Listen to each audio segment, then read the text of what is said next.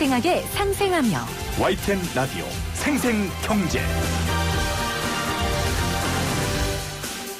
안녕하세요. YTN 라디오 생생경제 김혜민입니다. 비트코인이 7,900만 원까지 돌파했고 가상통화 전체 시가총액도 2조 달러를 넘어섰습니다. 이렇게 암호화폐 비트코인 가격이 상승세를 타고 있는 가운데 국내 가격이 해외보다 높게 형성되는 이른바 김치 프리미엄 현상이 생기고 있습니다. 우리나라에서 유독 비트코인의 투자 온도가 굉장히 뜨거운 거죠. 전문가들은 김치 프리미엄은 국내 암호화폐 시장의 투기 과열 신호라고 입을 모으는데요. 2018년도에도 50%까지 올랐었는데 급락했던 적이 있었습니다. 오늘 기온이 꽤 올랐죠? 정말 봄과 가을이 사라진 것 같습니다. 일교차가 심하면 감기 걸리기 쉬운 것처럼 투자할 때 등락이 너무 심하면 몸도 마음도 아플 수 있습니다. 2021년 4월 6일 YTN 라디오 생생경제 지금 시작합니다.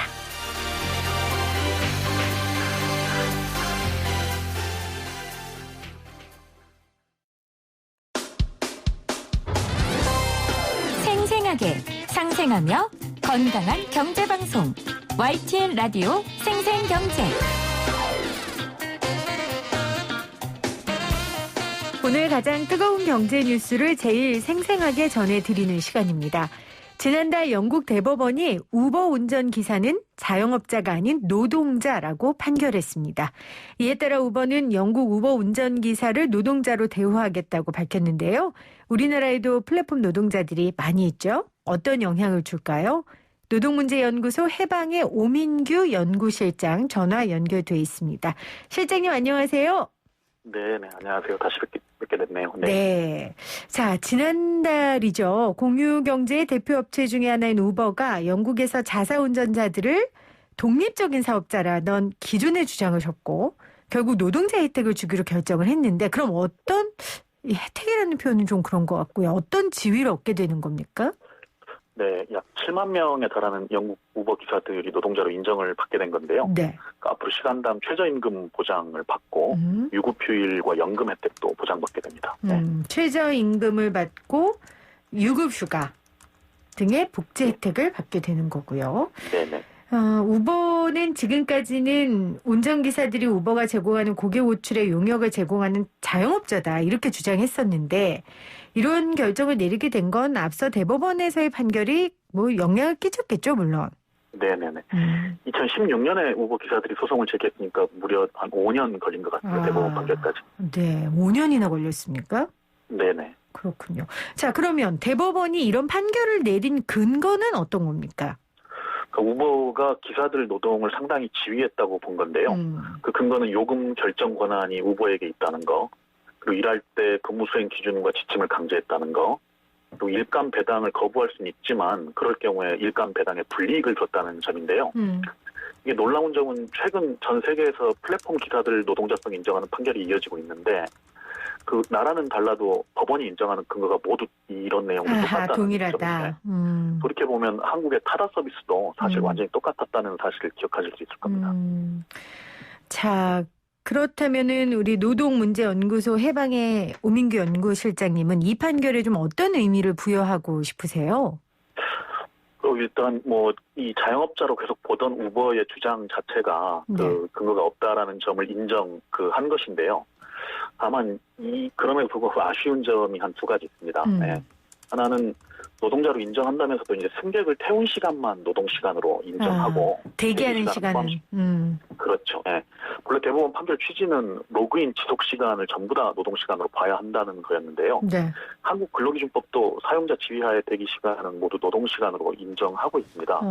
그렇다면 이런 점이 가장 우버가 대법원 판결을 제대로 이행하지 않는 점이고요. 자, 이 부분 조금 제가 더 여쭤볼게요. 그러니까 지금 아쉬운 점 하나 꼽아주신 거는 우버 기사들이 우버 앱에 로그인할 때부터 로그 오프할 때까지 노동자로 봐야 한다고 대법원이 판결했지만 우버는 이제 이 부분은 안 따르고 있는 게 굉장히 아쉽다고 하셨어요.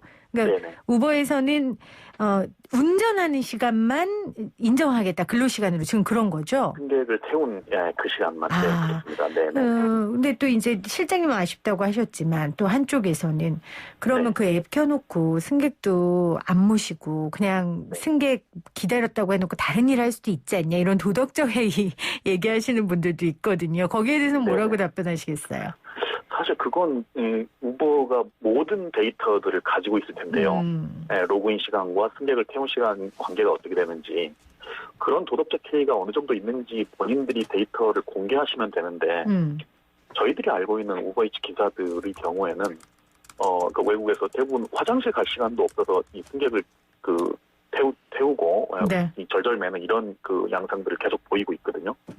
그래서 대기 시간 이 많다거나 도덕적 해이가 많다거나 이런 주장은 좀 맞지 않는 옳지 않은 얘기인 것 같습니다. 네. 그러니까 얼마든지 의지를 갖고 들여다보면 분별할 수 있는 문제고 네. 또 현실상 뭐 고객이 많은 상황이 아니기 때문에 네. 그 몇 명을 우려하는 건 구더기 무서워서 장 못 담그는 거나 같은 상황이다. 이렇게 말씀하실 수 있겠네요. 그렇죠? 그런 논리를 적용하면 마트에서 계산원들이 잠깐 손님이 없을 경우에는 그 시간을 노동시간으로 안 봐야 된다거나 아니면 편의점에서 손님이 안 올 때 그런 시간을 노동시간으로 안 봐야 된다라는 말이 통용이 되기 때문에 이건 사실 굉장히 위험한 얘기입니다. 네. 근데 이제 우버 같은 경우에는 콜이 들어오면 본인이 이제 손님을 선택하는 거잖아요. 네네네. 맞죠? 그러다 보니까 이제 안 태우고 그냥 켜놓기만 하고 안 할 수도 있잖아요. 이렇게 생각하시는 분들이 있는 것 같아요. 우버의 특성 때문에.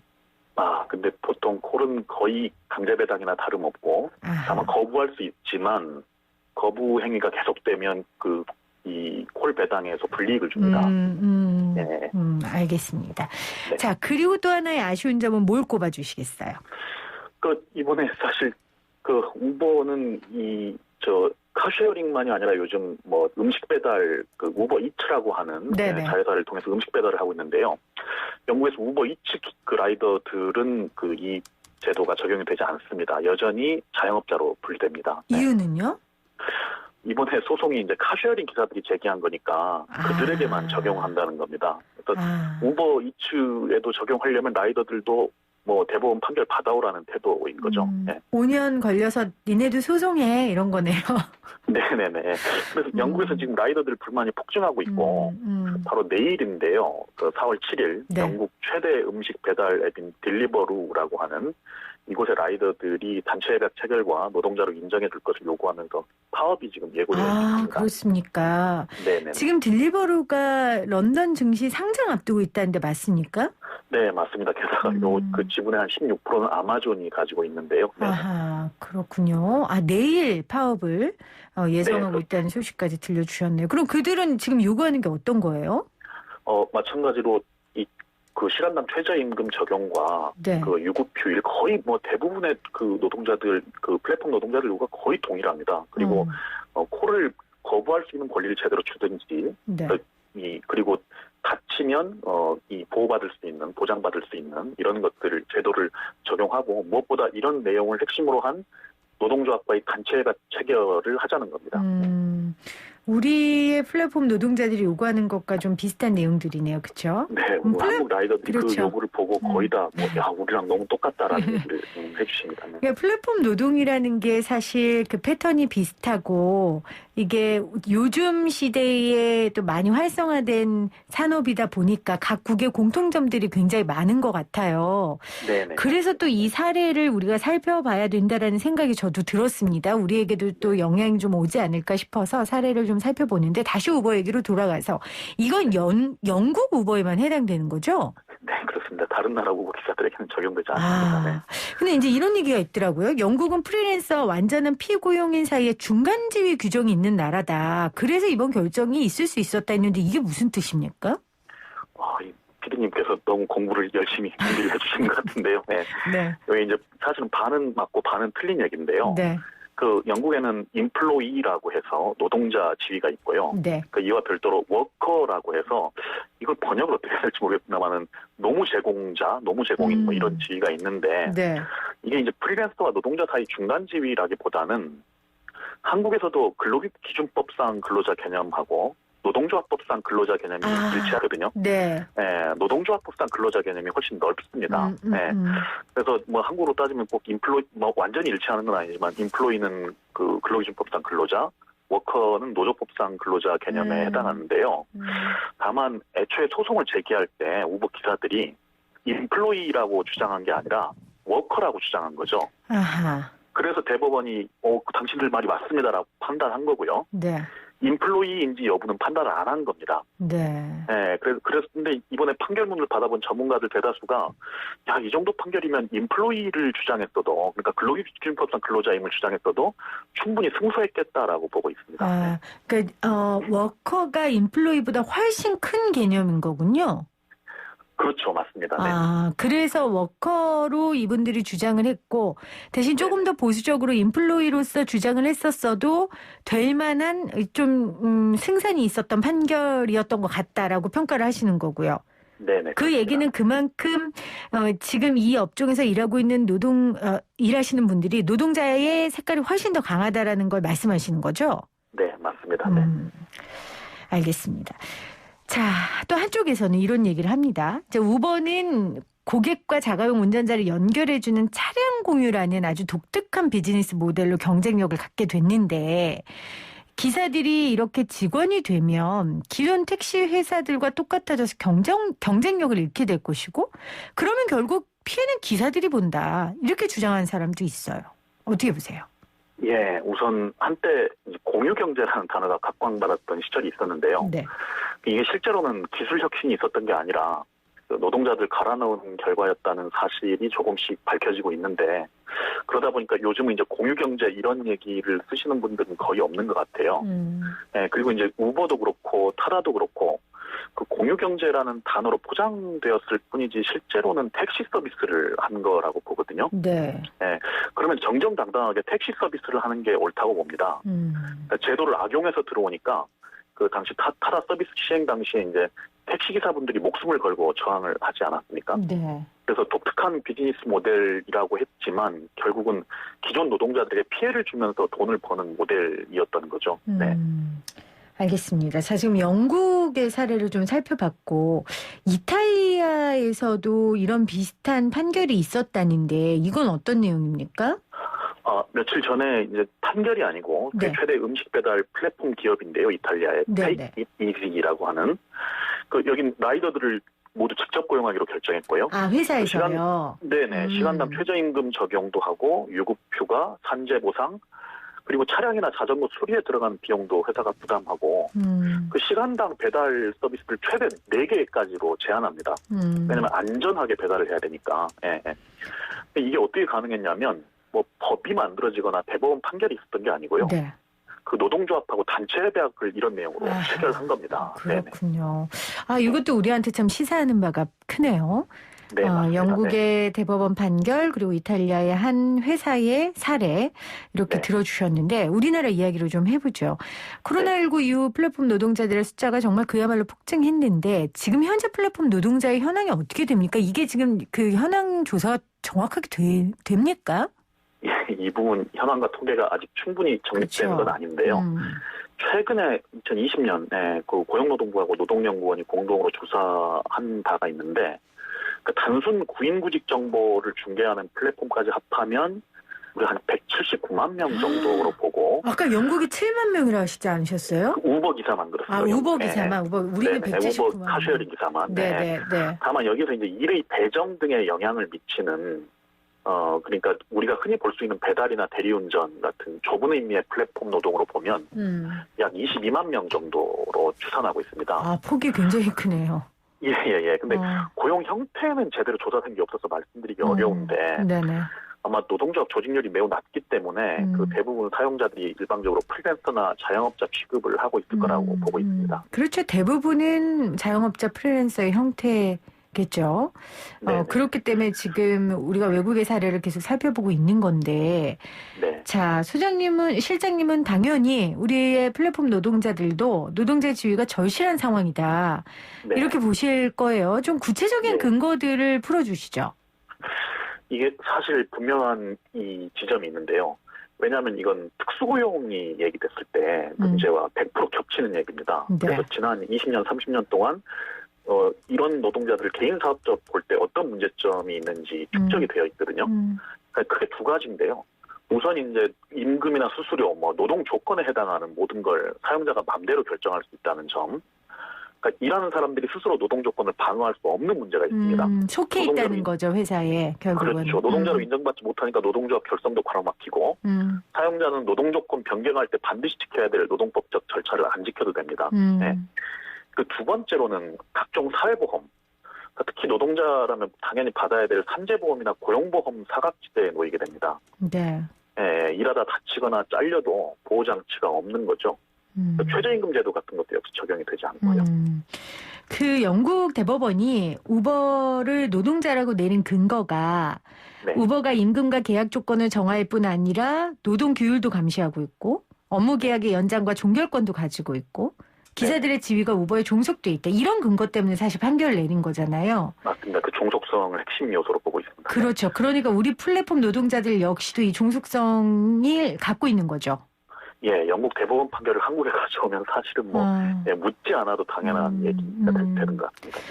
생생경제에서도 사실 이 부분에 굉장히 관심 갖고 여러 차례 봤기 때문에 정부 입장도 들어봤었거든요. 근데 일단 정부에서는 택배기사, 보험설계사 같은 특수고용직 종사자들을 7월부터 고용보험에 가입하게 했잖아요. 네네. 그래서 그걸 굉장히 진일보한 내용이다라고도 얘기하기도 했는데 아직 갈 길이 너무 먼 거죠. 그리고 이 안에 특수고용직 안에 플랫폼 노동자가 인정이 됩니까?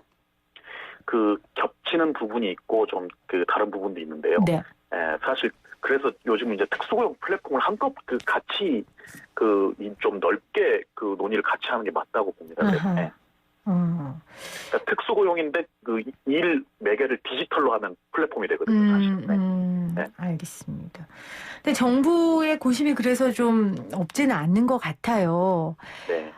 정부 입장에서도 이제 워낙 많다 보니까 그리고 이게 기업과 함께 해결해야 될 문제니까 뭐 이렇게 해라 저렇게 해라 명확한 가이드를 막 직설적으로 주기는 힘든 상황인 것 같은데 좀 조언을 해주신다면 어떤 단계부터 좀 이뤄나가야 되겠습니까? 사실 이제 앞서 말씀드렸던 이탈리아 사례를 좀 참조했으면 하는 희망이 있는데요. 뭐 예를 들면 이제 법으로 만든다라고 할 경우에 말씀하셨던 것처럼 너무 다양한 업종들이 있고 너무 다양한 사례가 있습니다. 이걸 이제 법 문구는 간단하게 적게 돼 있는데 그럴 경우에 일률적으로 규정하기 어려운 부분도 있고 그렇죠. 그러다 보면 사용자들이 빠져나갈 구멍도 많아집니다.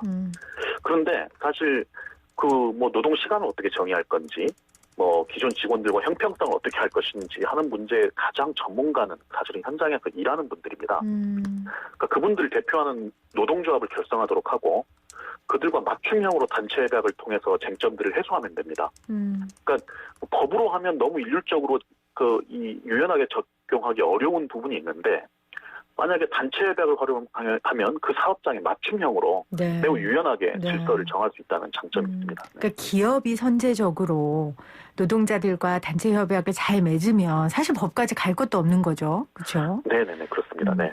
사실 쿠팡 마켓컬리 진짜 내가 제일 잘 나가 요즘 계속 노래 부르고 다니는데 그 안에 노동자들도 잘 나가야 될 거 아니에요.